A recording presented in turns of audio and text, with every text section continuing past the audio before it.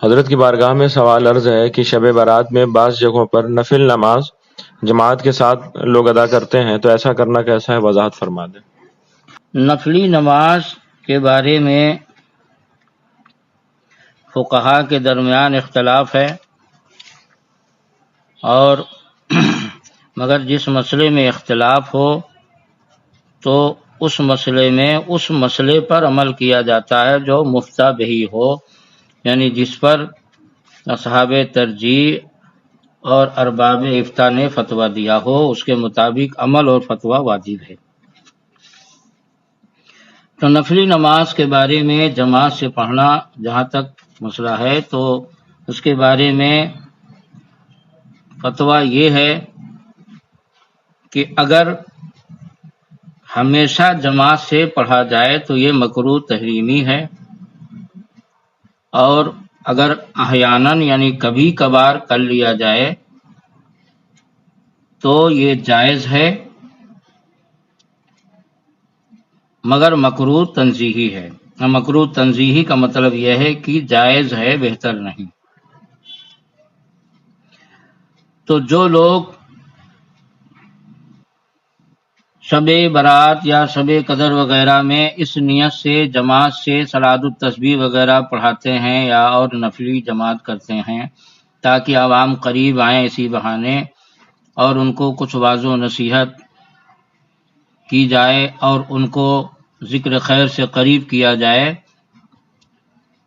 تو یہ اچھی بات ہے، اور ایک مستحب کے لیے جماعت سے روکنا اور اس پر سختی کرنا کسی طرح جائز نہیں۔ جو لوگ سختی کے ساتھ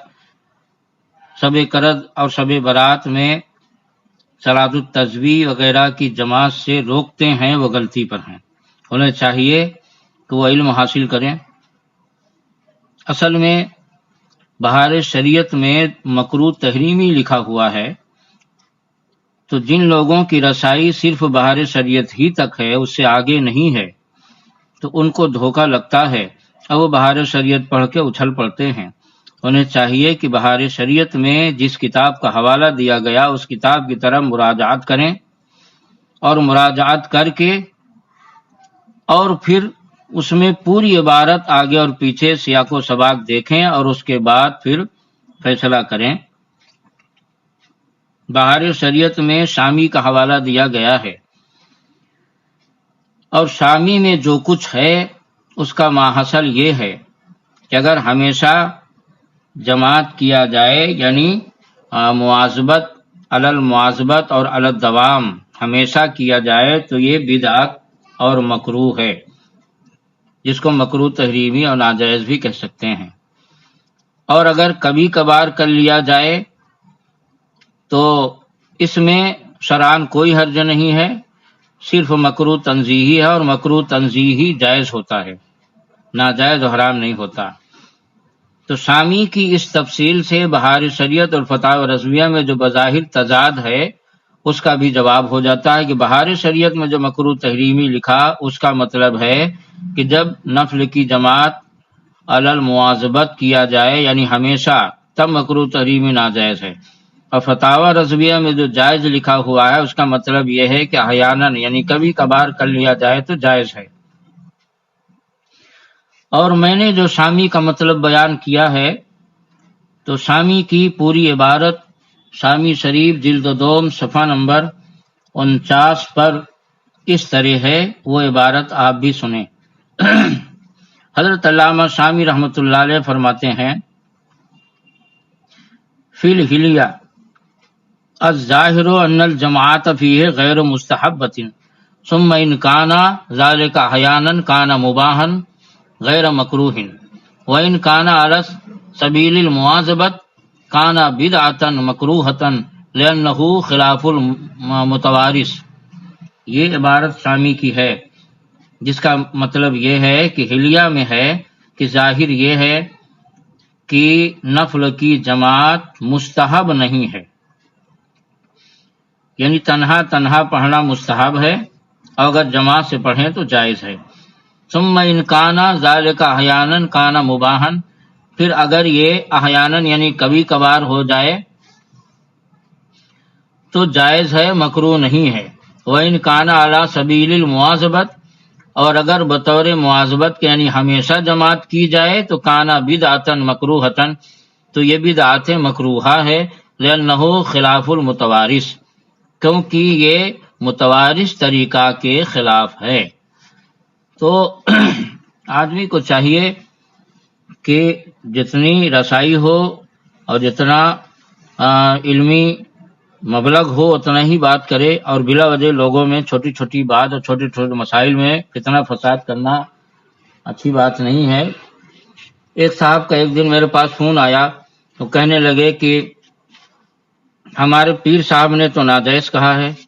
کہ نفل کی جماعت مکروہ تحریمی ہے، اور ایسے پیر صاحب کا وہ حوالہ دے رہے تھے جو زندگی بھر دیوبندیوں کا نکاح پڑھایا اور نماز جنازہ پڑھائے دیوبندیوں کو خوش کرنے کے لیے، اور صلاۃ التسبیح کی جماعت کو حرام کہہ رہے ہیں۔ یعنی جو واقعی حرام ہے اس کو تو جائز سمجھتے ہیں، اور جو جائز ہے اس کو حرام کہہ رہے ہیں۔ ہم نے کہا آپ کے پیر صاحب کیسے ہیں؟ بھائی پیر کے لیے یہ شرط ہے کہ عالم ہو اور باصلاحیت عالم ہو، بعمل عالم ہو۔ یہ نہیں کہ 10 سال لے لیا اور پہلی فارسی نہیں آتی تو ایسے کو شریعت عالم نہیں مانتی ہے، عرف میں لوگ مانا کریں۔ تو اب بتائیے جس کو فتاوی رضویہ تک کا مطالعہ نہیں، وہ پیری مریدی کر رہا اور مریدین کو اس قدر اندھا بنا دیا ہے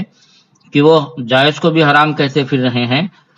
ہم نے کہا بھائی یہ فقہی مسئلہ ہے، شرعی مسئلہ ہے، جو فقہی کتابوں اور شرعی کتابوں سے حل ہوگا۔ میں شامی کا حوالہ دے رہا ہوں، میں فتاوی رضویہ جیسی معتبر کتابوں کا حوالہ دے رہا ہوں جس میں راجح اور مفتبہی مسائل لیے گئے ہیں، اور آپ پیر صاحب کا حوالہ دے رہے ہو۔ تو کیا آپ کے پیر صاحب کوئی کتاب ہیں کیا؟ فقہ کی کسی کتاب کا نام پیر صاحب ہے؟ ہم کتاب کا حوالہ دیں، آپ بھی کتاب کا حوالہ دیجیے۔ تو اسی لیے کہا جاتا ہے، اور شریعت کا مسئلہ ہے کہ بھائی پیر کا عالم باصلاحیت و بعمل ہونا ضروری ہے، ورنہ ظاہر سی بات ہے وہ جب جاہل ہوگا تو حرام کو حلال اور حلال کو حرام کہے گا۔ اور پیر کا مقصد ہے مریدوں کو فیضان پہنچانا، تو صاحب وہ فیضان کے بجائے حیضان پہنچا دے گا، تو جو کچھ تھا وہ بھی چلا جائے گا، مزید کیا ملے گا۔ خیر، تو فتویٰ اس پر ہے کہ نفل کی جماعت اگر کبھی کبھار کر لیں شب برات، شب قدر وغیرہ میں تو جائز ہے، صرف مستحب کے خلاف ہے، مستحب کے خلاف جو ہوتا ہے وہ جائز ہوتا ہے۔ اعلی حضرت امام اہل سنت مجدد دین و ملت علیہ رحمہ لمبی چوڑی تفصیل اور تحقیق کرنے کے بعد جو مختصر اور ماحصل نکالتے ہیں تو اس میں فرماتے ہیں پھر اظہر یہ کہ یہ کراہت صرف تنزیہی ہے، یعنی خلاف اولا لمخالفت التوارث، نہ تحریمی کی گناہ و ممنوع ہو۔ فتاوی رضویہ قدیم جلد نمبر 3 صفحہ نمبر 464۔ تو اس عبارت سے بالکل صاف جائز ہے کہ احیاناً، اور آگے پھر اعلی حضرت نے شامی کی عبارت نقل کی اور اس میں یہی فیصلہ فرمایا کہ کبھی کبھار جماعت کر لینا جائز ہے، ہاں اگر ہمیشہ کرتا ہے تو یہ بدعت مکروہہ ہے، اس سے بچنے کا حکم ہے۔ اور بہار شریعت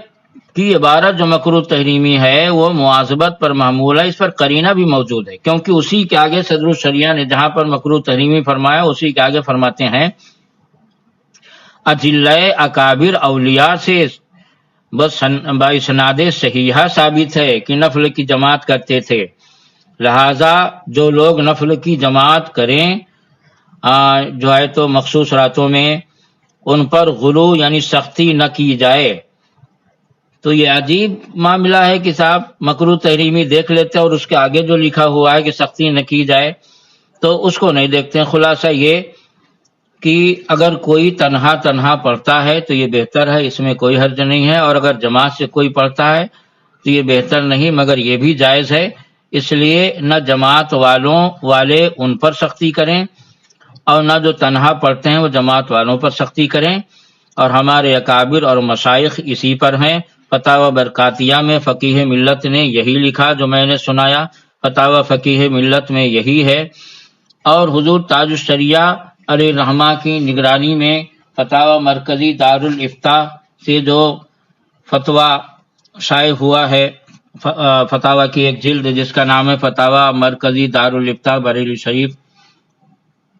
جس میں تاج الشریعہ علی رحمہ کی تصدیق بھی ہے، تو اس کے صفحہ نمبر 356 پر بھی شب قدر اور شب برات وغیرہ میں احیاناً یعنی کبھی کبھی جماعت کے ساتھ نماز پڑھنے کو جائز لکھا ہوا ہے۔ لہذا میرے بھائی یہ مسئلہ ایسا نہیں ہے کہ اس میں سختی کی جائے، اگر کوئی جماعت سے نہیں پڑھتا، تنہا پڑھتا ہے تو اس میں بھی کوئی حرج نہیں، کوئی جماعت سے پڑھتا ہے تو اس میں بھی کوئی حرج نہیں، دونوں ایک دوسرے پر سختی نہ کریں، اللہ رسول کا ذکر عوام جس طرح لے غنیمت سمجھیں۔